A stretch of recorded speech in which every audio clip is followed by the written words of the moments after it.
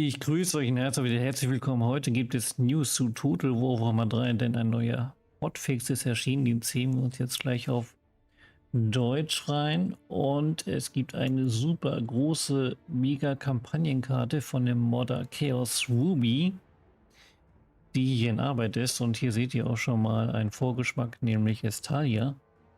Aber dazu kommen wir gleich. Jetzt ziehen wir uns erstmal kurz den Hotfix rein. Also Problem behoben, bei dem Waldelfen keine eindeutigen Außenposten in bedeutenden Hauptstädten wie Altdorf und Schloss Drakenhof hatten. Der einzigartige Außenposten wurden auch Weijin und Zanakrond hinzugefügt. Dann Problem behoben, ja, der gute Nakai, der also wie oft der schon verbuggt war, das ist wirklich schon sehr merkwürdig. Ja, der hatte auf jeden Fall den Bug, dass er bei den langen Siegbedingungen, wenn man die erfüllt hat, dass die erhöhten Heldenrekrutierungsränge nicht ausgelöst wurden. Ja, das ist jetzt behoben. Dann, es wurde ein Problem behoben, dass die KI daran hinderte, Einheiten während der Aufstellungsphase bei der Verteidigung einer Siedlung Aufgaben zuzuweisen. Dies wurde dadurch verursacht, dass die Stärke der Einheiten deutlich unter ihrem Maximum lag, was zu einem Softlock des Spiels führte.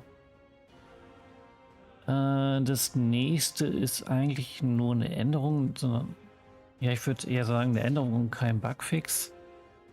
Und zwar, wenn ihr jetzt Charak 8 Gipfel zurückerobert, der gute billige Eisenhammer, dann erhält er jetzt wieder seine erste Belohnung wie aus dem ersten Teil. Kommen wir zum nächsten. Es wurde ein Problem behoben, bei den Gothic und Felix ihre magischen Gegenstände beim ersten Spawn mehrmals erhielten. Ist mir auch schon ein paar Mal passiert, in meiner Kislev-Kampagne zum Beispiel, und irgendwann hatte ich da auch ganz viele Äxte und Karagul-Schwerter von Felix. Das nächste ist Problem behoben, bei dem die Chaos-Zwergen besetzten Versionen der Empire-Fort-Gebäude im Gebäudebrowser nicht korrekt angezeigt wurden, zusammen mit der Menge an Korruption, die sie pro Level verbreiteten. Ich frage mich mal, wen so eine Kleinigkeiten auffallen. Das nächste ist Problem behoben, bei dem die Teleport-Schallfläche im Ultimate-Scheme-Tooltip Pop-Up nicht als inaktiv angezeigt wurde, wenn Teleportation nicht möglich war. Die Kosten für das Teleportieren werden jetzt auch korrekt im Tooltip angezeigt. Ja, hier steht nicht genau, für welche Teleportfunktion. Es gibt ja mehrere Fraktionen, die teleportieren können, aber ich denke mal, das ist hier allgemein gemeint. Und zu guter Letzt Problem behoben, bei dem die Fertigkeit Geschwindigkeit und Bosheit nicht auf Doom Knights, auf Siege-Einheiten angewendet werden konnten. Bitte sprechen Sie weiterhin mit uns über Ihre Erfahrungen in Total Warhammer 3, positiv und negativ, damit wir das Spiel weiter dahin bringen können, wo wir es uns alle wünschen. Ja, das ist ein guter Schlusssatz. Aber am Schluss sind wir ja noch nicht. Es geht ja weiter mit dieser super ultra großen krassen Kampagnenkarte. Schauen wir mal rein.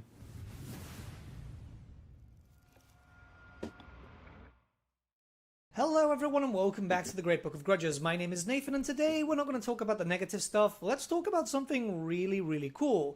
Oh, der redet ja schneller als ich. Ich finde, ich rede manchmal schon ziemlich schnell in Videos, aber na gut. Ist halt immer die gleiche Ansage, ne? Dadurch wird man halt dazu verleitet.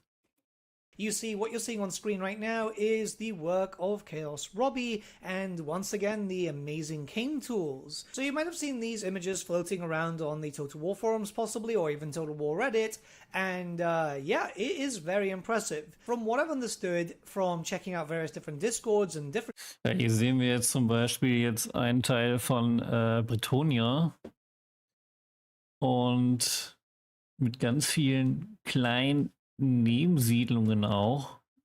Und da werden welche hinzugefügt. Hier oben haben wir denn jetzt komischerweise eine Nörgel-Fraktion, warum auch immer.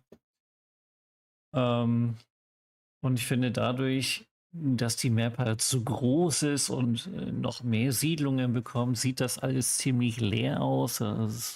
Ich sage immer kahl. Es sieht ein bisschen kahl aus, ja, nicht Karl Franz-like, sondern wirklich kahl leer. Und Ähm, Ich weiß nicht, ich bin da skeptisch, aber ich würde gerne von euch wissen, wie ihr so ein Projekt findet. Findet ihr, es ist unnötig? Findet ihr, es ist krank? Findet ihr, es ist geil? Oder findet ihr einfach, es ist technisch schwierig, weil es wird wahrscheinlich nicht auf jedem PC irgendwann laufen, wenn das ganze Ding fertig ist, ja. Chatter about this is that there is the potential of a massive grand campaign being made with a good 600 something settlements apparently. Now, 600 Siedlungen. Nicht schlecht. you might say, big whoop, you know, the Immortal Empires map has that, well, close to that at least. But this is just centered around the old world. This map is basically going to be Das hier, dieser Teil, der ist jetzt noch nicht fertig. Das ist anscheinend der Teil mit dem Züchterclan und Quirker Drag. Und hier ist dann wohl hier unten Kislev. Und ja, da sieht man auch schon, wie eng diese ganzen Siedlungen da oben in Kislev sind und in den Bergen. Also das ist wirklich schon, ne? Vor allen Dingen, wenn die Map ja auch so groß ist und mehr Siedlungen hat und alles mehr und alles größer, dann hat das Spiel ja auch automatisch mehr Armeen, ne? Und deswegen ist das technisch, würde ich sagen, schwierig, ne? Also ich glaube nicht, dass es auf jedem PC laufen wird. True scale for the for the old world area, which is just absolutely terrifying to think that so much work can be done like this. Obviously, I've said this on many times. I don't like the scale of the Warhammer maps, mostly because there's supposed to be more settlements in even Reichland. It's not supposed to be just like 4. It's supposed to be like, well, you know, 10, 12. At least those are the biggish ones. And it looks like we might be getting that. Obviously, I don't know what Robbie's plans are for this, but it looks absolutely insane from everything that we've been able to see. Hell, there's even a rather gigantic map of Estella. You can see a lot of settlements there too. So there's clearly a lot of plans. This is Wisst ihr, was mir gerade auffällt? Vielleicht ist dann die Heimat der Hochelfen Ultran wirklich mal weiter weg. is basically massive true scale, or as close to true scale as possible. And before you guys start complaining that you wish Creative Assembly did this, or Creative Assembly are lazy and all that type of stuff, keep in mind that the problem is we would never be able to get this in like Immortal Empires, a true scale world. You'd need a supercomputer, right? And even then, I don't think that the engine would be able to allow for a Da bräuchte man wirklich einen Supercomputer. world map like this. This is something that I'm going to keep my eyes on, because it's definitely something absolutely amazing to see what limitations there are in terms of not only the game tools, but the Total War engine in general. Obviously, not everything is textured, and I wouldn't imagine that anything like this is going to come out anytime soon. It'll probably take a year or two. I don't know how quickly Robbie works, though I've been told that he's been posting a lot of updates all over the place. So I don't know, man. Maybe this guy is just an inhuman machine, and I'm inclined to believe it. One of the most impressive ones is the Help It Chaos Ruby ist eine Maschine. circle. So some of you guys might not know, but Help It is absolutely massive. It's actually 9 circles. It's a whole reference to the whole Dante's Inferno type of situation. So it's basically become 9 settlements. I wonder how that's going to work. If it's going to be like one province capital and then just 8 other settlements attached to it or something. It's kind of curious, honestly. But the factions seem to be working. He's able to input them. He's probably been able to test them out quite fully. Areas are getting textured. Bretonia is going to be true scale, which is going to be absolutely amazing. Because there's one thing that I really don't like about Bretonia in Warhammer 3, or just in general in Total War Warhammer, is it's very small. Aquitaine is supposed to be its own dukedom. Den Siedlungsskin hier, den finde ich eigentlich ziemlich schön. So, das sieht schon gut aus. For example, so it's supposed to have like a minor settlement. I can't wait to see how this progresses, and this is one of the big reasons why I said that I still have a lot of hope for Warhammer 3, because even if things start to slow down with Creative Assembly, the modding community are, well, I'm not going to sugarcoat it, just putting out their batshit insane ideas. And Wisst ihr, was mir hier aufgefallen ist? Hier gibt es eine Fraktion wieder aus Total War Warhammer 1, nämlich diese hier. Keroborg, die ist aus der Tiermenschen-Mini-Kampagne. Das da oben sind, glaube ich, Skaven, ne? Hm, könnten Skaven sein. Ist aber auch lore-technisch richtig, weil hier drüben ist ja Marienburg und hier sind so diese Ödlande und irgendwo hier ist dann so ein Skavenbau, der nennt sich The Red Walk. Den haben wir auf der Immortal Empires Kampagnenkarte nicht. Aber dass das Skaven sind, das ist schon richtig. And I say it in the most complimentary way possible because obviously this is going to be absolutely amazing, and if not one of the most impressive feats for Total War in general, I must say. Because yes, you know, creating a world map of, you know, Middle Earth and all that is realistic and it's a difficult thing to do, obviously. But this is going into as true of a scale as possible. I don't think we've ever had a Total War modded map or even a Total War map this fleshed out. So those of you who are Warhammer fans, obviously, who have studied maps, especially those provided by Warhammer Fantasy Roleplay, yeah, you guys will have looked at these areas and Ja, da gibt es tatsächlich so eine Roleplay-Karte, wo dann auch wirklich jede einzelne Siedlung auf der Karte drauf ist. Die habe ich auch benutzt in meiner Warhammer Roleplay-Gruppe. Das Ding ist halt allerdings, die ist nur für die alte Welt. Die ist nicht für Lastria und Nagaros, sondern wirklich halt nur von, ja, Ultuan ist da auch nicht mit drauf. Von Estalia bis zu den Trauerbergen geht die. Und von Nikara, ja gut, bis zur Chaoswüste im Norden. gone, oh my god, this is insane.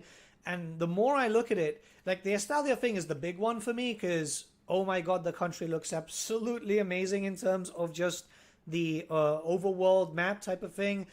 Just seeing how big it is, it's just so cool. Because there's so much potential here. There is literally, you can see from the minimap of those screenshots, there's just going to be so many Ja, ihr braucht ja nur mal oben rechts auf die Minikarte schauen. Dann seht ihr, was da auf jeden Fall abgehen wird. potential settlements. I don't know if that's going to be the final stuff. Keep in mind, stuff can obviously get removed. But yeah, I love this. Man, I absolutely love this. The more I see this, the more I can't wait. If this is going to take a Hier dachte ich erst, das ist irgendwie im Bereich aus der Chaoswüste, aber das ist nicht so, weil hier oben erkennt man dann doch diese Bucht von der Krallensee aus, wo dann hier irgendwo dann Quackerdrag sein müsste. Also ist jetzt hier noch nicht fertig. Aber auf jeden Fall, das ist hier so dieses Zwischenstück zwischen Norska und der Chaoswüste. year or two, it's going to obviously be well worth the wait. And again, you never know what this is going to happen in terms of project scale. Obviously, it's all going to be centered around the old world. And yeah, could you imagine if this was an immortal? Na gut, hat er jetzt ja hier auch gesagt, der Great Book of Grudges, es wird sich um die alte Welt drehen, ja, weil das Ganze als Weltkarte, das wäre wohl für die heutigen PCs zu viel. Das wäre dann irgendwann in, keine Ahnung, 10 Jahren oder so wäre das möglich, ne, dass man dann einfach diese Mega-Kampagnenkarte erweitert. Aber nur mit der alten Welt finde ich, ja, okay, kann man machen. Würde sicherlich auch Spaß machen. Und das wäre sicherlich auch noch spielbar. Empires-esque map, like the whole world, you would not. Und ich persönlich finde, nur mit der alten Welt kann man auch viel Spaß haben. Wir hatten ja auch in Total War Warhammer 1 damals nur die alte Welt. Da geht auf jeden Fall immer irgendwas ab, ja. Auch wenn einige Völker fehlen. Be able to run it. I would not be able to run it. The turn times would be absolutely terrifying. But seriously, this is again a big thing. This is why I'm saying don't lose hope on the game. There's so many amazing mods on the works. And believe me, I talk to the modding community fairly often. A lot of modders DM me, asking me for like lore advice and stuff. There are a lot of really cool mods in the works that I can't talk about just yet. And yeah, this is cool. This is absolutely amazing. I can't wait to see how this turns out, man. I really can't wait. And to be honest, the longer we wait, the better in a sense, because I'm still kind of holding out hope that Creative Assembly will listen, provide some improvements to the game, which may better serve this campaign also. And not only that, but I don't know if they're still working on the game tools. Like maybe it's still getting developed. Maybe. Ja, ich kann mich ihm nur anschließen. Total Warhammer 3 ist immer noch eines der besten Strategiespiele, die ich jemals gespielt habe. Und alleine durch die Mods ist dieser Umfang an Content unglaublich groß und hat dadurch auch immer noch einen enormen Wiederspielwert. Some other tools will come into effect. I don't know. I'd love to see how this progresses. I honestly am so enthralled. The moment I saw that screenshot of Bretonia, that was the big one for me, right? Well, then the Estalia one, it's so cool. It's really, really hard for me not to be excited. And obviously I have to keep realistic, and we all have to keep realistic. This is going to be a while until we see this properly playable, I guess. My hope is that this, hopefully in the future, possibly not in launch, but hopefully in the future will be compatible with various different faction mods, as we've been able to see with Immortal Empires Expanded, where now you can play with faction mods and stuff like that.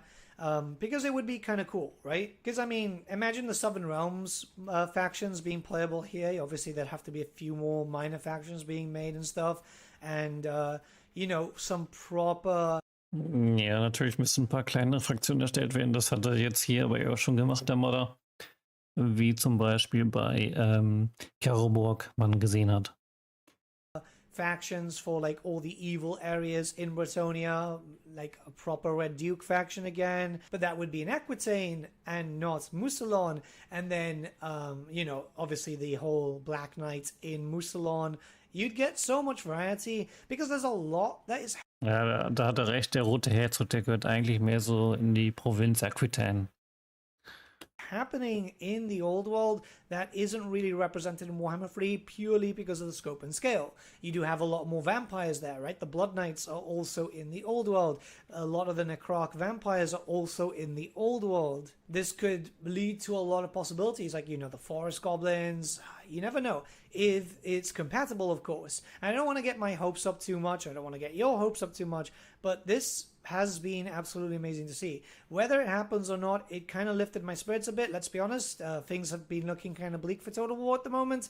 So just talking about something like this is nice, right? It is needed in these situations. Well, what do you guys think about this? I honestly can't stop looking at these screenshots. Let me know your thoughts in the comments below. Start a bit of discussion. I know, again, you guys are feeling great, but guys, bright side, right? There's always something to look for, like these mods and the faction mods. There's a Ja, ich kann auch irgendwie nicht aufhören, diese Screenshots anzuschauen. lot of stuff in the workshop. Give it a try, even if you don't mod your game often, just to have a little bit of fun. It's not all doom and gloom. We do have a part of the community who is still very much active right now. Let's give them support, because I feel like that's quite important too. But yeah, I'll see you all again, guys, very, very soon. Have a good day. Have a good day, sagt er immer zum Schluss. Have a good day. Ja, fand ich sehr interessant, dass es so ein Projekt überhaupt gibt. Und ja, schreibt auch gerne bei mir, was ihr davon haltet. Es ist, ich meine, wie soll ich sagen, es geht jetzt hier offensichtlich nur um die alte Welt. Ja, ich dachte, es geht jetzt um die ganze Weltkarte, aber es geht nur um die alte Welt, nur eben halt größer. Und ja, das könnte ich mir schon so jetzt doch mal als Kampagne vorstellen. Und ja, mit 600 Siedlungen. Schreibt gerne mal in die Kommentare, was ihr darüber denkt. Ich bin damit raus. Ich bedanke mich fürs Zuschauen. Und dann sehen wir uns wieder im nächsten Video oder im Livestream.